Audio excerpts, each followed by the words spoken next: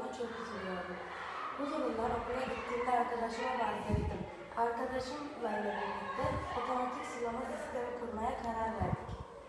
Otomatik sulama sisteminde toprak nem sayısı vermeye bağlanarak nem sayısını belli bir saniye ölçüp ona göre sulama yapacak. Bu düğmeye tıkladığımızda bahçede sulanacak. Beni dinlediğiniz için teşekkür ederim.